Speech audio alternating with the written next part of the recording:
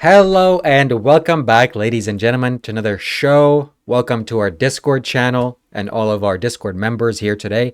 We're talking about spiritual ideas that matter. This is the Enlightenment Podcast where we discuss spiritual ideas that transform your life.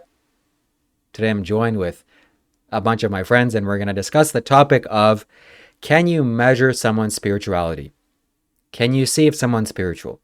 Can you tell if somebody's enlightened or not? Is there something that we can measure based on how enlightened you are or how unenlightened you are? And I'm going to go first by saying absolutely, yes, there is. You can measure if someone's spiritual, enlightened, not enlightened, and everything in between. And how can you tell? Well, number one, based on the wisdom that they display, the wisdom that they live with, and the wisdom that they speak. That's one good measurement of how spiritually enlightened a person is. So with that being said, without me talking too much on the show, I welcome all of my panel guests here today. Welcome to the show, everybody, ladies and gentlemen. And please tune in. Tell me what you think. Do you think you can tell if somebody's enlightened or spiritual or not? I think you can tell, but I don't think you can measure it. So I don't think like measurement is. I'm just playing devil's advocate as well. I don't think you can measure it. I think that we are all inherently spiritual.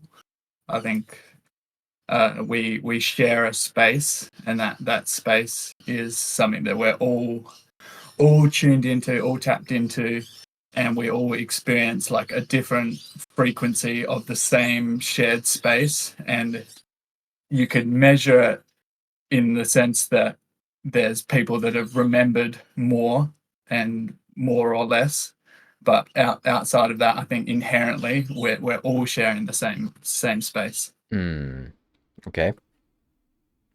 We're going to come back to your comment. Anybody else have any thoughts, comments, concerns, questions before I continue? There's certain metrics, there's certain things that you can see in a person, I guess, like how able they are to tune into a flow state. You can usually see if someone's speaking a specific way, they're speaking eloquently, or if they're doing some kind of performance, they really get into it and really into the flow. I think people tend to move more slowly often when they're in presence. That's another thing. But I don't know. Things like that could also be faked. It could just be like a spiritual ego also, moving around slowly, trying to act like a spiritual person. But I think that the main way you can tell is, I don't know, is just like an intuition or like an energy. That's a bit of a cop out perhaps. But yeah, you can definitely feel an energy. Yes. I agree with that. I agree with you. Anybody else have anything to say about this topic? Yes. Asking like if you can tell if another man is enlightened. That's kind of like asking if you could. I don't know. Can you tell if a woman is beautiful? I mean, sort of the nature of this topic. I'm not sure I understand. Maybe you can elaborate. But I think you can tell. Both, actually. Yeah, I would just say like beauty is in the eye of people. Yes. I think you can tell, but I think if most people came across an enlightened being on the street, they would completely miss that person. I would think that an enlightened being, quote unquote, would be very low key. And if Jesus was walking right past most people, like it happened in the past, they would get completely disregarded and actually seen as maybe lesser than, because they would be so invisible, quote unquote, to the eyes of most people.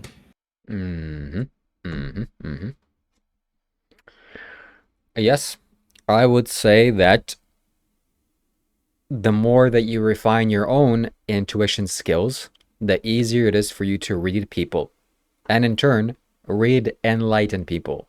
so to speak, if there is such a thing.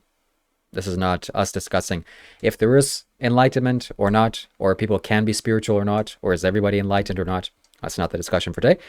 But can you see if somebody's enlightened? If people are enlightened? And I think you can. Why? Because I've done this within myself, meaning seen people that I believe to be enlightened. Case in point, sadhguru.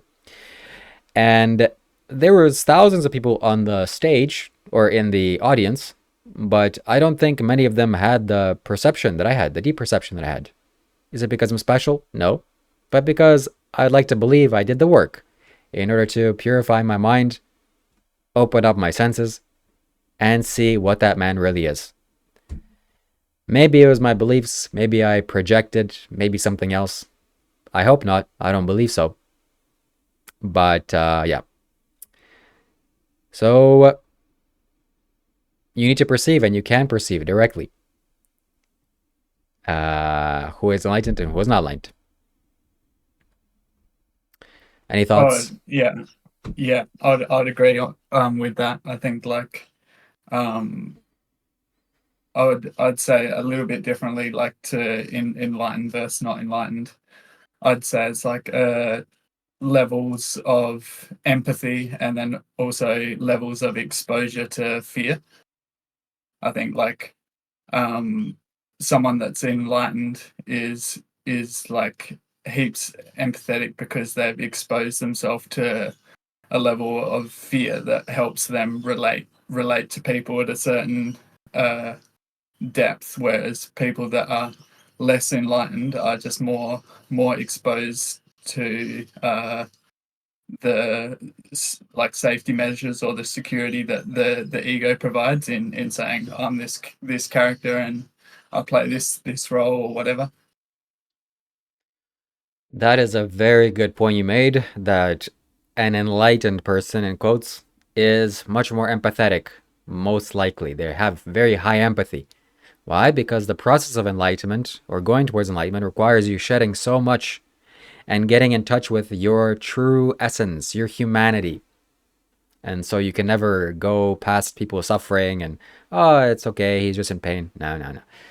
You feel people's pain, you feel people's emotions, you're very empathetic towards that. Not only people, but animals, as somebody's showing a cat here. So animal suffering as well.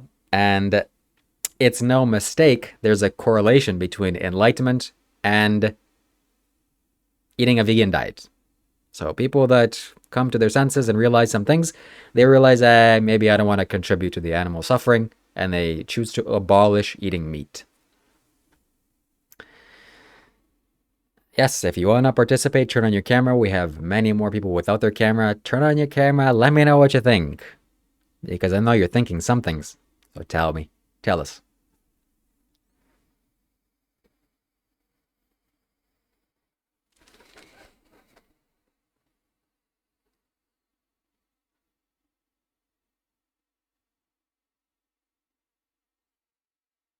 I would just say that it's worth making a distinction between that word enlightenment, the way that it's traditionally understood in the West, versus the way, like, this word as it's used in English to cover for like a translation of a word coming from the East, and what it's referring to in the different contexts.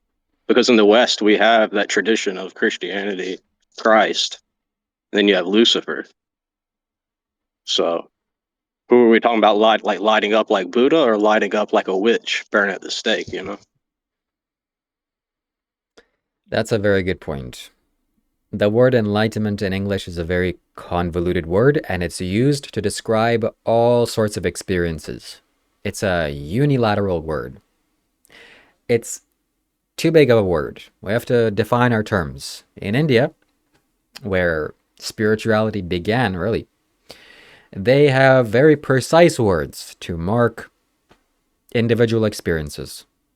So self-realization, or nirvana, or moksha, they call it moksha, or mukti, or nirvana, nibbana. Those words describe the human experience. Moksha and mukti are the two most perfect words to describe inner freedom. I just love those words. And what happens when you reach moksha or mukti? Well, I guess, if I can attempt to describe this, it's you separating yourself from the temporary nature of the existence. You no longer see your body as yourself, your mind as yourself, your emotions as yourself, your perception as yourself, your thinking as yourself, or even your consciousness as yourself. There really isn't anything that is yourself. You're just kind of aware of it all, know that it's impermanent, and you can never get lost. It's like you have a GPS roaming through the forest. And then you're free. You're liberated.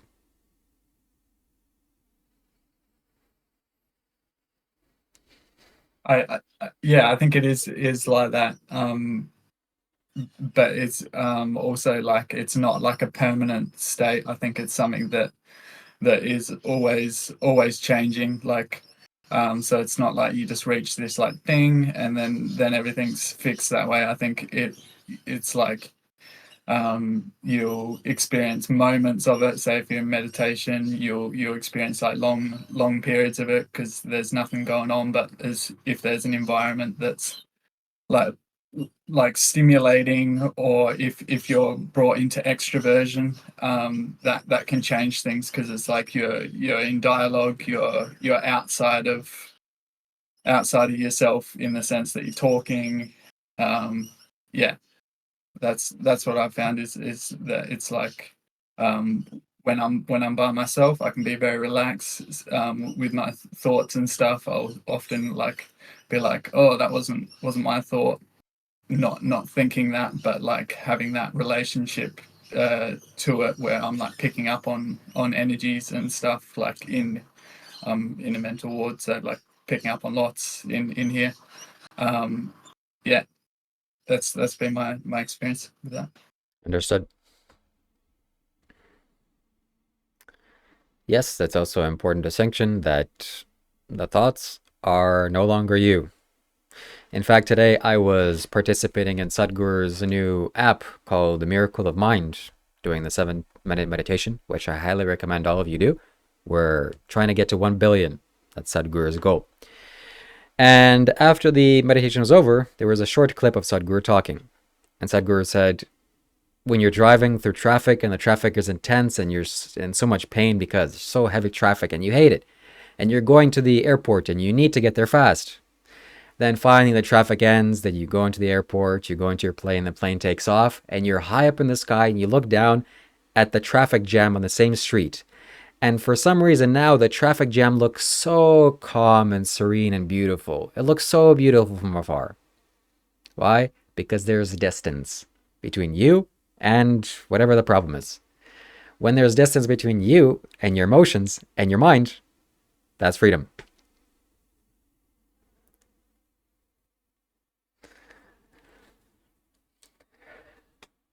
So how can you tell that in other people? What are your when you're looking at a person, how can you see that they've got distance?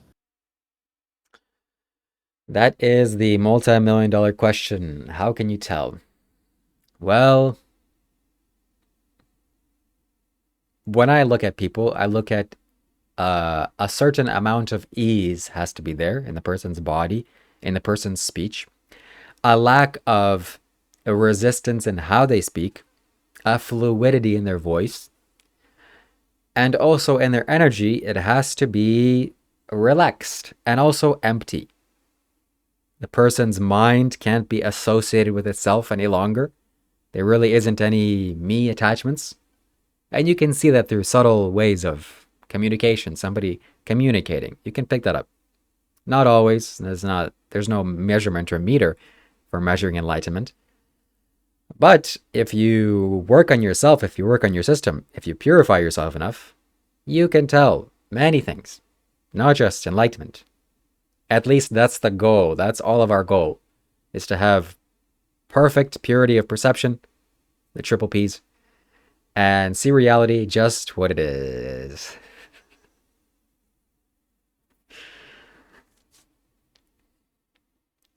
I just want to say as well, like when you look at most of the enlightened masters established in India throughout history, most of them were seen by other people spending most of their days just meditating, because that's where they found the most amount of bliss.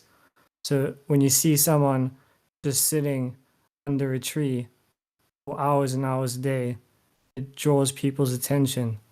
And like that's the stories of a lot of people, how they found out. Because I mean, they're not really interested in anything worldly, so they're just sitting in meditation and deriving the most bliss from that. Yes. This leads me to the perfect segue to discuss the future idea, which is, what is the difference between an enlightened person and a self-realized person, or what this word enlightenment actually entails? So somebody can be enlightened, in quotes, somebody can have freedom from their mind, but they're not sitting under a tree and experiencing ecstatic bliss every waking moment of the day. Does that mean that they're not enlightened? I would make this distinction, that enlightenment is like breaking free from the chains. You've broken free from the chains. Now what do? Can you learn to fly a helicopter? Can you learn to drive a car? Can you learn X, Y, and Z? That's your decision. That's what your choice is. So the Buddha was enlightened, and his monks were enlightened, but the Buddha's competence far outweighed any of his monks. But a lot of them were enlightened. So the word enlightenment suggests in English that you're in light, you're fully shining bright like a diamond, enlightened. There's only one man that I've seen that's enlightened, and that's Sadhguru. Shining bright like a diamond from his solar plexus. The universal light of God shining through him, perfectly purified himself, not an ounce of himself left. It's just all the universe flowing. There's nothing him. It's just whatever is outside is inside. That's enlightenment. But somebody that may have just realization or moksha or whatever, not the same. Just broken free. Now you have to go through the motions of living as a human being and learning all the tools and techniques and tricks. So, yeah, I don't know. I think that was the that last statement Bars. then was enlightenment. The I don't know. That was I reckon, that's catalyst. I think the whole thing was bars, personally. Thank you very I much. agree. I think it was good. I think the last part was even better. Fair enough. There's two things in what was like being said that I thought was interesting. How we were talking about distance before, and then also like the sitting under the tree thing. Those two sort of feel connected in my head, because like at one state you're like sitting, you're meditating under a tree, and you're away from everything. You're not integrated. You're not doing things, and you could say that's enlightened. But then what happens like when it's all in the mix with everything? I think that Yeah. brings a whole new dynamic to it. Yes. And then I would also say like combining those two. So someone that sits under a tree and they reach a blissful state. I think it's that blissful state that's carried into doing things that's hard to balance. It's like the way in which things are being done. So it's like there's things being done, or there's words being said, but then there's the way in which things are being done, or the way the words are being said that carry or talk more about the person or the experience that someone's having. Somebody want to Yes. comment on that? Yeah, so what you just said there's actually, I can't remember exactly the stages of like an enlightened being, but I do know that like the aesthetic that goes to retire into the mountains or just like sits in meditation just to swim sort of selfishly in their own enlightenment isn't perceived as being as high or progressed than the enlightened being that actually enters society and starts to unleash their teachings and their wisdom to the people to help people move towards their enlightenment. So it's actually it's like a higher state for the enlightened being to enter society than just to sit under a tree and do fuck all. Mm-hmm. Sadhguru is the most involved person out of anybody that I've seen that's highly enlightened and invested in society. And when you become invested in society and mixing your life with the external society, you tend to become polluted, discombobulated. And working with regular people out there in the world requires such mastery and expertise inside. To not have it bother you, to be equanimous, have equilibrium, have peace, joy, happiness, bliss. So that definitely is the true test. Mm. Yeah, so it's the Bodhisattva is the enlightened being that is considered higher ideal. And then there's the Arhat. So the Arhat is someone who's attained enlightenment for themselves, but they choose to stay segregated. But you've got the Bodhisattva that enters society, which is the ideal form of enlightenment. It's so much like pedestaling though, like the whole enlightened, not enlightened thing. There's so much pedestal shit that goes, stuff that goes on with that, because it basically separates people. If you're holding it to such a high standard, it's like you immediately put Sadhguru on some massive pedestal, whereas he'd probably say that everyone can do what he's doing. It's basically like the less you pedestal something, the more you facilitate people to actually like feel safe in the shared space. It's like the more people are going to be enlightened. You could also argue as well that the more enlightened you are, the less you start creating hierarchies in the situation of, especially towards enlightenment.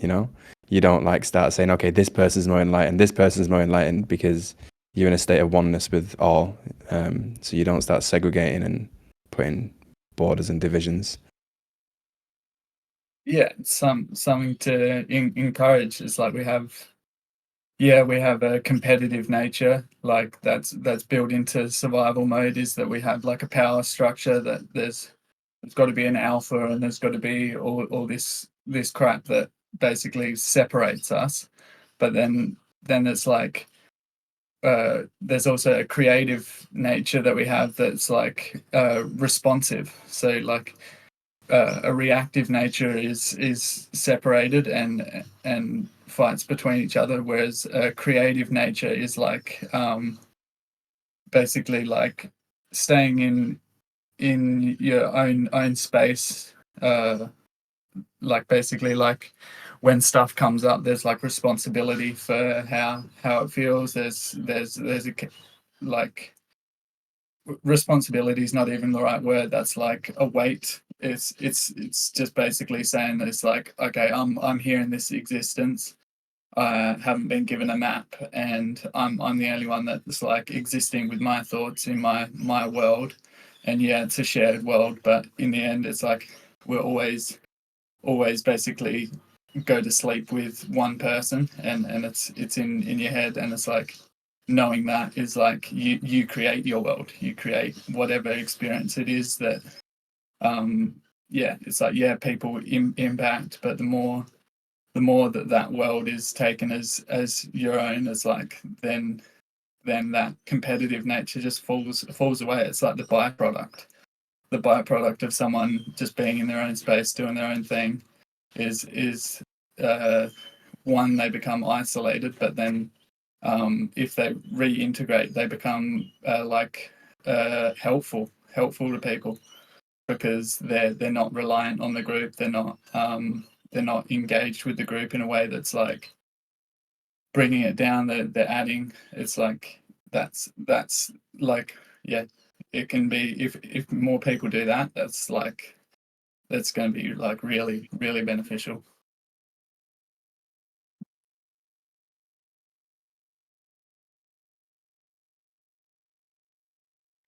I don't have anything else to say to that. If anybody has any comments, please let me know. I love you, Soma. You're awesome. Hey, peace. Well, that's it then. Ladies and gentlemen, if you want to participate in the next show, you can do so by joining our Discord here. and we'll talk. We'll have a different idea to discuss. And shout out to you. Shout out to my Discord channel. Shout out to anybody and everybody that's participated. And we'll see you again next time. Goodbye.